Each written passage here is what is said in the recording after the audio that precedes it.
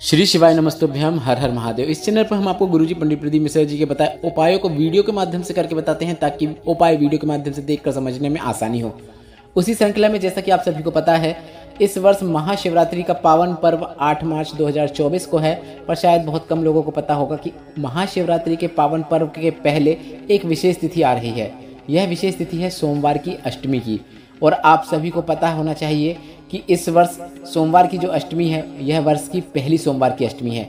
और सोमवार अष्टमी वह दिन कहलाता है जिस दिन शिव और पार्वती का मिलन का दिन होता है, और यह वर्ष में सिर्फ 3 से 4 बार ही आती है, और इस वर्ष तो यह सिर्फ 3 बार ही आ रही है। तो सबसे पहले तो हम आपको बता दें, पहली सोमवार अष्टमी 4 मार्च 2024 को है। वर्ष की दूसरी सोमवार अष्टमी जो आएगी वह 26 अगस्त 2024 को आएगी, और वर्ष की अंतिम सोमवार अष्टमी 9 दिसंबर 2024 को आने वाली है।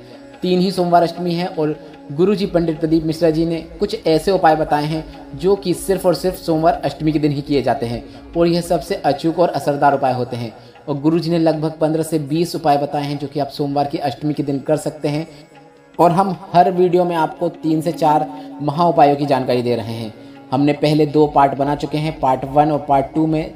दोनों में हमने 3 और 4 मतलब टोटल 7 उपायों की जानकारी दे दी है, और इस वीडियो में मतलब पार्ट 3 में भी हम आपको गुरुजी के बताए सिर्फ और सिर्फ सोमवार अष्टमी के दिन किए जाने वाले 3 अचूक उपायों की जानकारी दे रहे हैं। आप चाहो तो इनमें से कोई भी एक उपाय करके इस सोमवार अष्टमी का पूरा लाभ प्राप्त कर सकते हैं, पर आप अपनी आवश्यकता के अनुसार 1 से अधिक भी उपाय कर सकते हैं। और सबसे पहली बात, अगर आप सोमवार अष्टमी के और उपाय देखना चाहते हैं, इस वीडियो का आगे का पार्ट 4 देखना चाहते हैं, तो कमेंट बॉक्स में पार्ट 4 अवश्य टाइप कीजिएगा। इस वीडियो में हम आपको 14 चने की दाल वाला सोमवार अष्टमी का विशेष उपाय की जानकारी देंगे। उसके साथ ही बेलपत्र और गाय के दूध का सोमवार अष्टमी वाला विशेष उपाय, साथ ही जो अंतिम उपाय होगा वह 1 चम्मच दूध वाला सोमवार अष्टमी का कार्य सिद्धि उपाय है। सभी उपाय विशेष और उपयोगी हैं, हम वीडियो के माध्यम से करके बताएंगे ताकि देखकर समझने में आपको आसानी हो। बढ़ते हैं पहले विशेष उपाय की ओर। घर में अगर आपका कोई व्यक्ति बहुत बीमार पड़ा होता है, बार बार बीमार हो जाता है, उसके शरीर में कहीं ना कहीं कष्ट बना रहता है, बार बार उसके घुटने में दर्द होता है, कमर में दर्द होता है, पीठ दुखती है, कंधा दुखता है, मतलब शरीर में कहीं ना कहीं दर्द होता है, आंखों में जलन होती है, कोई तकलीफ शरीर में बनी रहती है, तो शिव महापुराण की कथा कहती है, गुरुजी ने कहा सोमवार की अष्टमी जब भी आए तो आपको 14 चने की दाल के दाने लेकर उस व्यक्ति के ऊपर से आपको उतारना है। पर आपको उतारते समय शंकर भगवान का कोई भी नाम ले सकते हैं, या फिर कोई मंत्र जाप कर सकते हैं, जैसे नमः शिवाय, ओम नमः शिवाय, या फिर श्री शिवाय नमस्तुभ्यम। आप श्री शिवाय नमस्तुभ्यम बोलते हुए भी उसके ऊपर से उतार सकते हैं। उतार सकते हैं तात्पर्य है उसके ऊपर से आपको 14 बार घुमाना है। अब कैसा घुमाएंगे वह भी समझ लीजिए। घड़ी की विपरीत दिशा में आपको घुमाना है।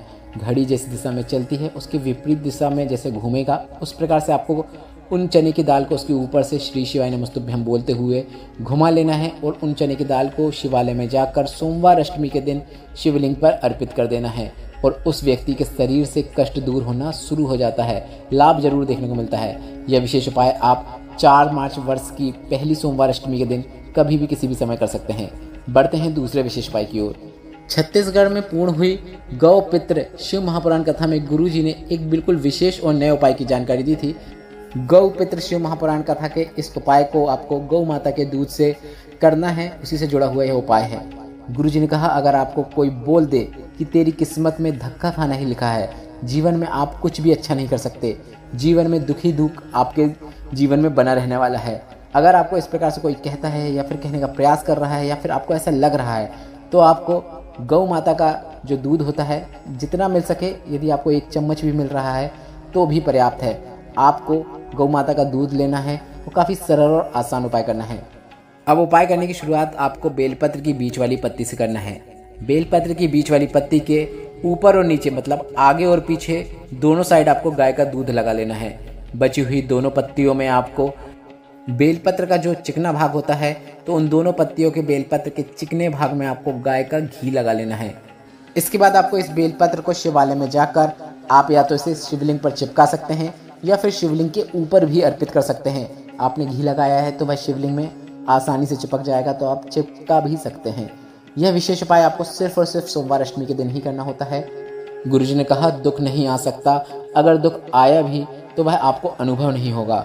गुरुजी का बताया यह बिल्कुल नया उपाय आप इस 4 मार्च 2024 सोमवार अष्टमी के दिन कभी भी करके अधिक से अधिक लाभ प्राप्त कर सकते हैं। बढ़ते हैं तीसरे और अंतिम विशेष उपाय की ओर। यह भी सोमवार अष्टमी के दिन किया जाने वाला एक विशेष उपाय है। किसी भी कार्य में सफलता प्राप्त करने के लिए, नौकरी हो या फिर एग्जाम हो जिसमें आप सफलता प्राप्त करना चाहते हैं, तो सोमवार अष्टमी का आपको एक विशेष उपाय करना है और यह उपाय आप 4 मार्च को अवश्य कीजिएगा। इस उपाय को करने के लिए भी आपको देसी गाय के दूध की आवश्यकता होगी और एक बेलपत्र की आवश्यकता होगी। गुरुजी ने कहा आपको दूध को कटोरी में ले लेना है और उस दूध में आपको बेलपत्र को डुबोकर निकाल लेना है और बेलपत्र में दूध लग जाएगा और उस दूध का छींटन आपको शिवलिंग पे करना है। यह उपाय आप अपने घर पर भी जो शिवलिंग है उसमें कर सकते हैं या फिर मंदिर पर भी जाकर कर सकते हैं। और गुरुजी ने कहा दूध ज़्यादा भी आवश्यकता नहीं है, अगर आपको 1 चम्मच दूध भी मिल रहा है तो वह भी पर्याप्त है। इसके बाद आपको उस बेलपत्र को, जिस बेलपत्र से आपने शिवलिंग के ऊपर 1-1 बूंद करके दूध अर्पित किया है, उस बेलपत्र को आपको माता अशोक सुंदरी के स्थान पर अर्पित कर देना है। गुरुजी ने कहा डंडी का भाग जलाधारी की ओर होना चाहिए, आपको इतना ध्यान रखना है।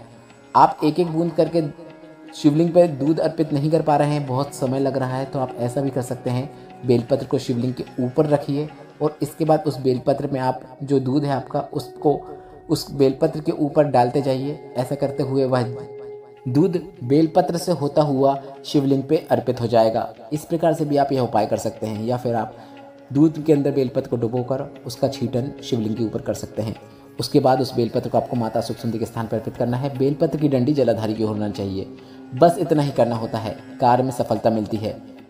अब आप यह उपाय किसी भी कार्य में सफलता प्राप्त करने के लिए कर सकते हैं। मतलब अगर आप एग्जाम में सफलता प्राप्त करना चाहते हैं, नौकरी में सफलता प्राप्त करना चाहते हैं या फिर व्यापार में सफलता प्राप्त करना चाहते हैं, तो आप यह उपाय कर सकते हैं। किसी भी प्रकार के कार्य में सफलता प्राप्त करने के लिए आप यह उपाय कर सकते हैं। प्रशासनिक कार्यवाही चल रही है, कोर्ट कचहरी, उसमें भी आप यह उपाय सफलता प्राप्त करने के लिए कर सकते हैं।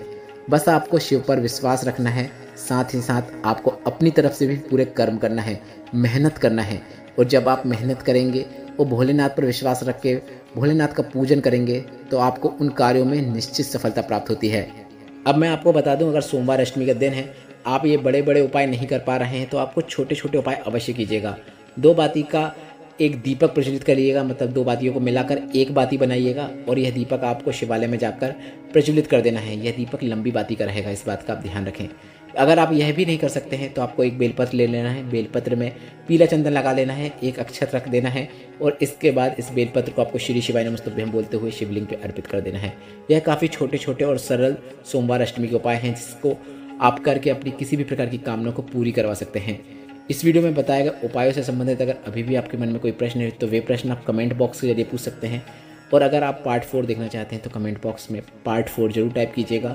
इसके साथ ही हम महाशिवरात्रि के भी 8 से 10 वीडियो लेके आएंगे, इसमें हर वीडियो में हम आपको 5-5 उपाय बताएंगे, तो वह वीडियो भी आने वाले हैं, इसलिए आप चैनल को सब्सक्राइब कर लीजिएगा। श्री शिवाय नमस्तुभ्यं। हर हर महादेव।